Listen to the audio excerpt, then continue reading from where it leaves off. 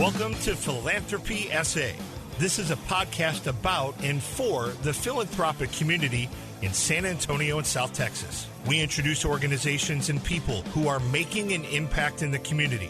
Beneficent Financial is proud to sponsor this podcast, and it is our hope that you enjoy this conversation about the impact we can have. The goal is to edify and inspire. Now please join our host, Dan Rebmann. Welcome to Philanthropy SA. I'm your host, Dan Rebmann, and very pleased to be joined today by Kim Jefferies, President and CEO at Haven for Hope. Thanks for being here. Thanks for having me. Absolutely. And we're going to get into all the fun stuff at Haven for Hope and all the great work that y'all are doing, you and your team. But before we do that, I wanted to find out about you, find out what brought you to San Antonio and what got you involved in serving other people. Well, I was born and raised here, so nothing had to bring me back, and I never left. Undergraduate degree, graduate degree, stayed here the entire time. So native San Antonian. I actually fell into kind of nonprofit service. I had worked full-time at Six Flags Fiesta, Texas, kind of in their HR and operational departments out there, and then had a child and was like, I don't want to work weekends and evenings. I want to spend time with her. And so I looked for a job and kind of fell into the nonprofit world and fell in love and realized there was not only a skill set that I could bring to the nonprofit sector and the nonprofits that I work with, but it mirrored the value system that I was brought up on. So I'm a pastor's granddaughter. So I grew up in the church, and giving back and using the gifts that God has given you in service to others was a huge part of how I was raised. And so I didn't realize that was kind of what was missing in my life in the corporate world until I fell into the nonprofit space at Brighton Center, and then just kind of worked my way up there and worked there for 21 years and was the president and CEO there for 15 years before I left. So. Yeah. No, that's awesome. And you know, we've had other guests talk about how their faith informs their philanthropy.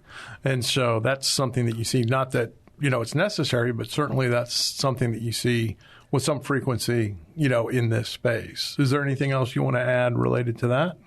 Yeah, you know, I think it's interesting because I don't think as a child or growing up, because I strayed a little on my path. I, dropped out of college. I didn't get my undergraduate degree till I was 31, and then my graduate degree at 40. And so I didn't have the conventional path to like school and then marriage, then kids. I went school, drop out, kids, marriage, do all the things, even though I had grown up in the faith. And so, but knowing that that value system was there, and it just kind of came back out as I grew and matured in my later years. And so I think it is an important part of anybody that works in the nonprofit space. Most people have some sort of connection to a higher power and that's what drives who they are and why they want to do what they do. Because the work typically isn't easy, and you're typically not paid very well for that work. And so you have to have a heart and a passion for it. And I think it's important, and it comes out in most people in this space. That's great. And I think tangentially, you just gave a lot of hope to parents of adult children who they're going, oh, wow, well, okay, maybe it'll still all work out. It's okay. It's all good. That's what I tell everybody. Like, don't give up on them. You have laid the foundation, and they'll come back around. There you go. Some of us just need a little more time. There you go. Well, that we can. Okay, thank you for joining Philanthropy SA today. That'll conclude. No, I'm kidding. It's not going to do it. But what we now, though, let's talk about Haven for Hope. So what I would like to do is have you talk about Haven for Hope specifically, and then we'll kind of back out and talk about homelessness in general. Perfect. Unless you think it's better to go the other way. But I really, a lot of people are familiar with Haven for Hope, but a lot of people are not. And it's obviously an organization that partners with a lot of folks and does a lot of things to serve a much needed community and that type of thing. So tell us about Haven. Well, Haven is an amazing place that I get zero credit for because it was designed to be this wonderful intervention to get at the root cause of homelessness. And that's really what it's about is, not putting a Band-Aid on the situation, not just giving, 3 hots and a cot, so somewhere to sleep and meals. It's really wrapping around the individual with whatever services they might need and eliminating barriers to access and entry into those services. And so I think that's what makes Haven innovative. And so that was all done and designed on the front end by our founder, Mr. Bill Greehey, and the task force that was created at the time in San Antonio to look at homelessness. Because when they studied other communities, they realized nobody was really doing anything transformational. And so they wanted to create this one-stop comprehensive shop to address the root cause of homelessness. And that's still what we do today. We don't do it alone. We have a ton of partners that help us in the work.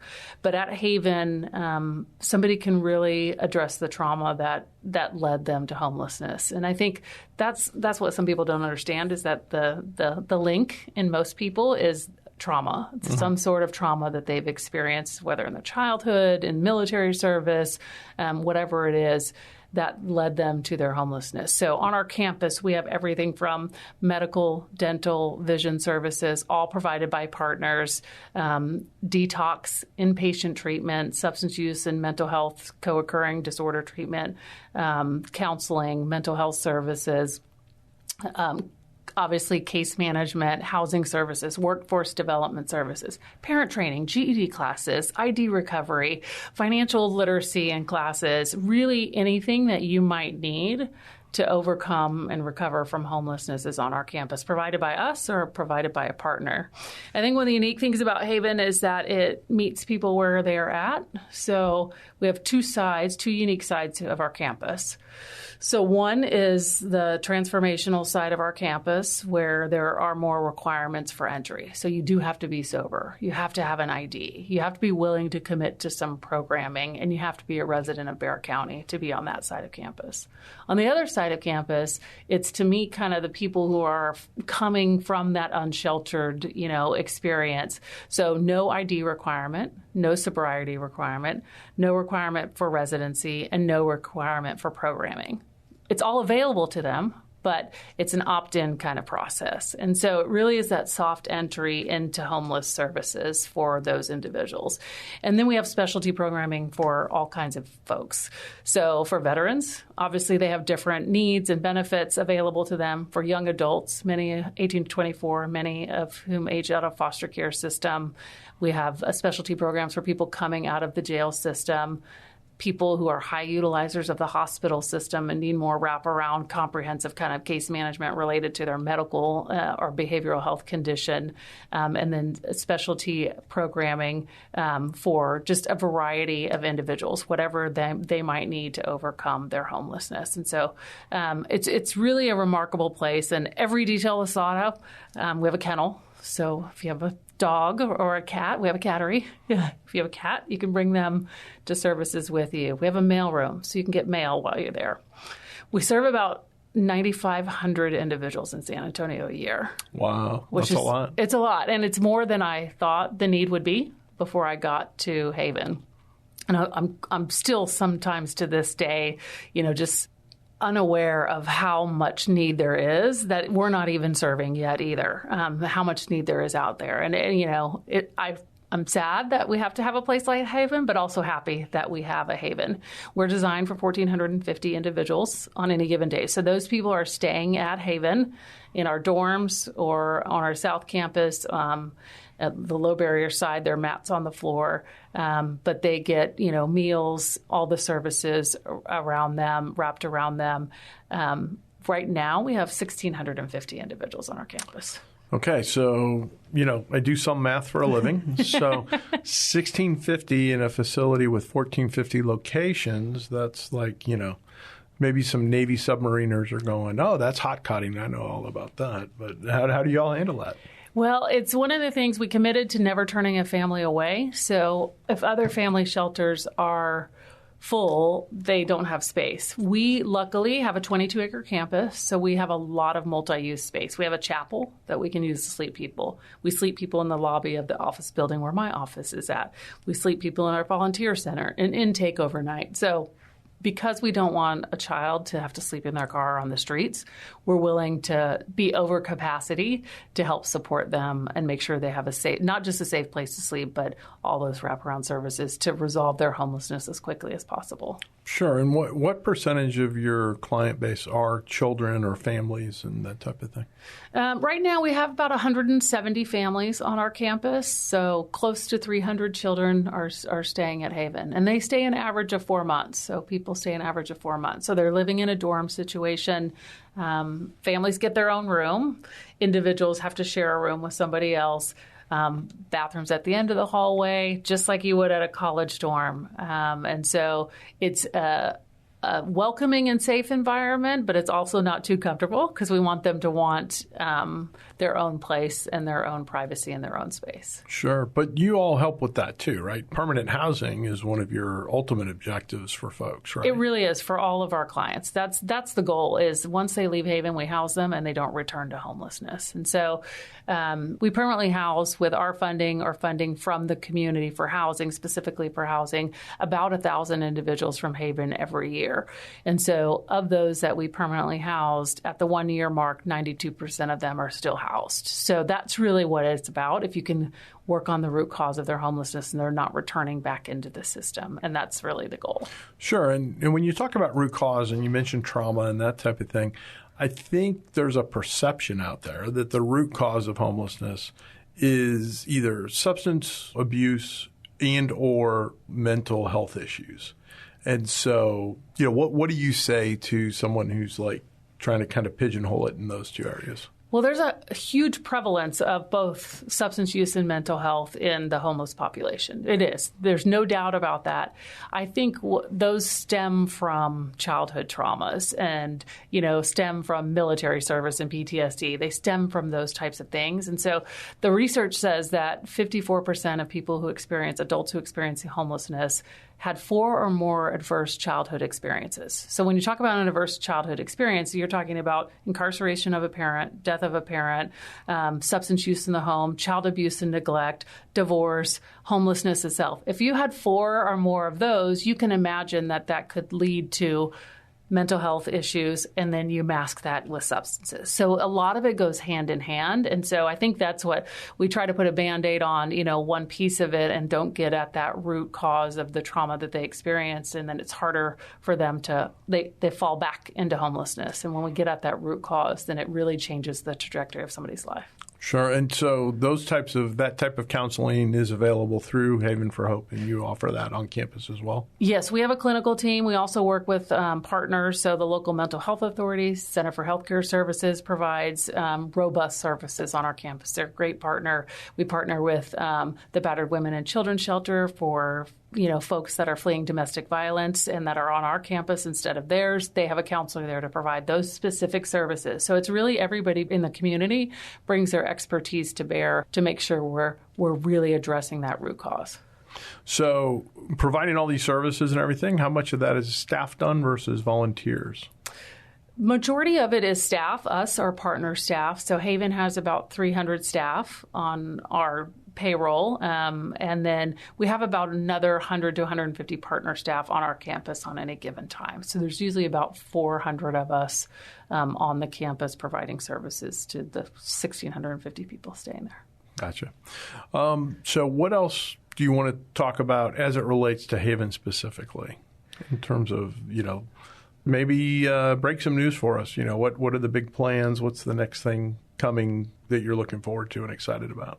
Yeah, we've done we're big on using data. And so we've really started looking at what is the data telling us, not to, make the decisions, but help inform decisions. And so we've started some new and exciting things. Last summer, we started our young adult program for 18 to 24-year-olds. The year before, we had seen 758 young adults, 18 to 24 on our campus. And you think about that.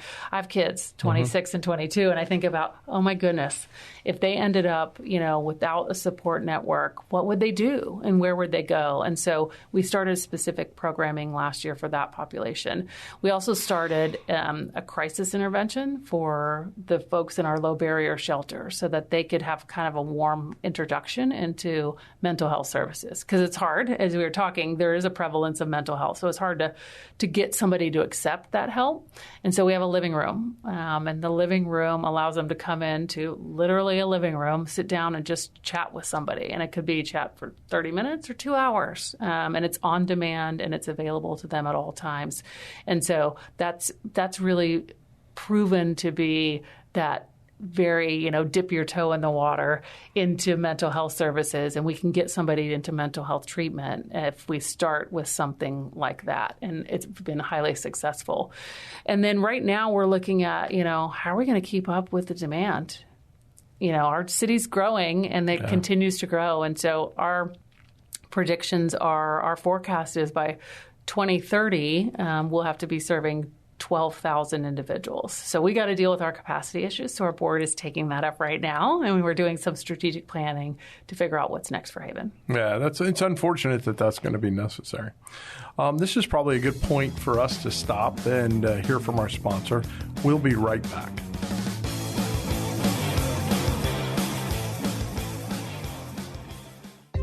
Many of you out there care deeply about wanting to make an impact on the world around you. You want to help take care of the people and organizations that are important to you.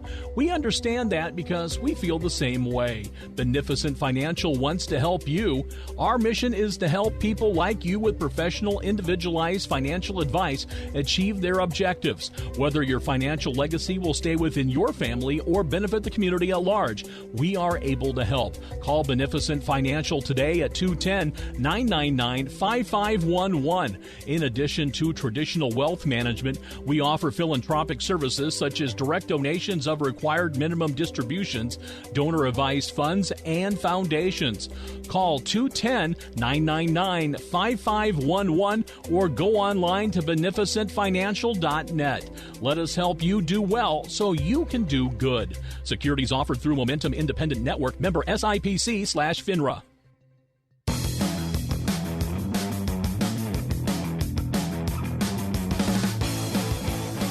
Thanks for joining us today. I'm Dan Rebmann, the host of Philanthropy SA, and joined by Kim Jefferies, President and CEO at Haven for Hope. So we've talked a lot about Haven and all the good work that's going on there and kind of the vision.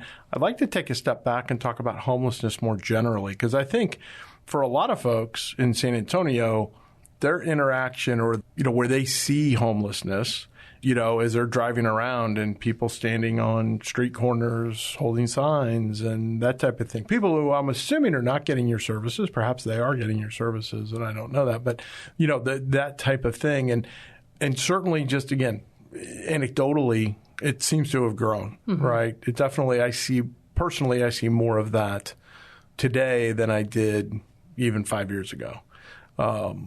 Just in terms of seeing that out in the city. And, people's reaction to that is different and that type of thing. And certainly there's the element of, hey, these people need help and I want to help them. And then there's the element of, wow, that's really dangerous to be hanging out in an intersection like that, with all this traffic going by, and that type of thing. So you mentioned data earlier. I mean, what are you seeing as it relates to homelessness and all the people that you are serving, which is awesome, but people who need to be served? How do you handle it when somebody's like, no, I'm fine. I don't need you right now? Yeah, I think that's the hardest thing to combat, is exactly what you're talking about. Is you're trying to have, if somebody's on, in an encampment, tents up, or on the street corner, you're trying to have a rational conversation with somebody who's not in a cognitive space to have that conversation. Whether it's severe mental illness or it's, active in addiction, they're not in a space to have the rational conversation about their well-being. And so it's the challenge that every community is facing, how to reach those folks and bring them into shelter. We bring in people into shelter every day in our community, and we have an outreach team that goes out and talks to those folks and brings them into shelter. But you're right. I mean, homelessness is growing. When you look at the economic factors that are impacting our community, everybody in the country, inflation, prices of everything. But San Antonio in particular, our housing market we've always kind of been on the fray of like that, big, huge housing market costs, and we've been so affordable. But the last few years, that's kind of taken a turn. And so when you raise rent by $100 a month, many of us could be like, oh, okay, it's $100 more. That's a bummer. But for that single mom, that $100 means food on the table or gas in her car to get to her job or rent. And so the choice is food on the table and gas so I can keep more food on the table versus paying that rent. And so we've seen, more evictions happening post-pandemic. And so those factors are impacting the rate of homelessness. I think the other thing that is prevalent is how cheap and readily available drugs are on the street. So the street drugs, and they've changed. We all know the fentanyl crisis. Everything's laced with fentanyl, and that changes people's behavior. And I think that's what San Antonio is reacting to. There is a little bit of public safety issue when there's encampments and people on the corner and those things. And those are real. But we've got to figure out how to get at those individuals, and it's really just trust over time and finding them in the right moment for them to accept help. And there's a great story on your website about Nate. Oh, yeah. Love and Nate. So I would encourage folks who want to kind of hear a trajectory of somebody who went from, being okay, being on his own on the street to going through and getting to do that. I'd encourage folks to go on your website and do that, which would give us your URL and your contact, and what's the best way for people to reach out if they want to come alongside you or if they know somebody who needs your services and can help introduce them to you. Yeah, it's havenforhope.org, and it's 210-220-2100. So just have them reach out to us. We can send our outreach folks out there and, make connection with those individuals if you see them on the streets. And then, obviously on our website, we have tons of volunteer opportunities too. We need volunteers. We use volunteers for sorting donations that we get for our client store. We use them for landscape. We use them for, helping at the front desk when we're overwhelmed. Just anywhere and everywhere we use volunteers. We use about 500 volunteers a month. And so you can go on and find about volunteer opportunities on there. Of course, donations and all that, but we do donation drives. Socks are the number one requested item at Haven. And so we always need socks and all of those kinds of things. You can find out about those needs on our website as well. That's great. Talk to us a little bit about partnering. I'll use the term partnering maybe in quotes, but with law enforcement and that kind of thing. And how does that work in terms of whether that's them talking to you about folks? When do they decide to bring you in as opposed to taking somebody to jail or that type of thing versus maybe the follow-on things when you've got somebody who's out in the community? Do you have somebody like keeping an eye on them to say, hey, make sure that they're not kind of having trouble again, I guess, for lack of a better word? Yeah, when we house somebody, we follow them up with case management. So we want to make sure they stay housed, and if they have problems with their landlord, we can help with that situation. If they haven't lived in a home for a while, they might not realize the things they need to be doing to keep it up, and so we want them to stay permanently housed. But we have a great relationship with SAPD, Bexar County Sheriff's Office, all of those folks. First of all, we have our own security force at Haven, but we contract with off-duty SAPD officers to help with the perimeter, with help with, make sure criminal element is not around our area, because people don't realize the homeless population is very vulnerable, vulnerable to so many things and being taken advantage of and scammed. And so that helps to keep those folks away. But SAPD knows, who's homeless, who's not. They know, to bring them how to bring them to Haven. We have them drop them off every day at our gates. They're dropping off folks. We work with their mental health unit, their mobile integrated unit significantly, and partner with them on people with severe mental illness. And so instead of trying to arrest them over and over and over, which just adds more barriers for them to get into an apartment or housing, is, bring them to Haven and see if we can get them into services. And it might not work the first time, it might not work the second time, but it might work the sixth or seventh time, and we get them. So we never give up, and they never give up on somebody. So we have a great relationship with them. And then with the fire department, we have a really unique relationship because they give us a medic overnight to kind of triage if there's We threw 1,600 of the most vulnerable citizens in one spot. And so they give us a medic overnight to kind of help triage if there's medical needs so we don't have to transport so many folks to EMS and connect them to primary care the next day. And we fund a program during the day to do that same work. And so we have a really good relationship with the fire department, too, because as you can imagine, with so many vulnerable citizens, they're called out to Haven's campus quite a bit as well. I would imagine. So let's take a step further back, and rather than talk about homelessness specifically or that, you're running a very large nonprofit organization, and so I'm sure you're faced with a lot of the same challenges that every organization has, staff turnover and fundraising and all the joys of running a nonprofit, regardless of what services are provided. Talk to me about some of the trends that you're seeing there and kind of what are you doing today maybe that you wish somebody had told you 5 or 10 years ago to start doing, or conversely, something that it's like, hey, this used to work and it doesn't seem to work anymore? Great question. I think we're seeing the trends we're seeing, everybody else is seeing workforce challenges. So getting people, people not even showing up for interviews and things like back in the day, that would never happen. And so how are we getting creative about that? We have certain positions that have sign-on bonuses and things like that are to build recruitment and pipeline for applicants in those areas where it's harder to fill. So we've started some stuff like that.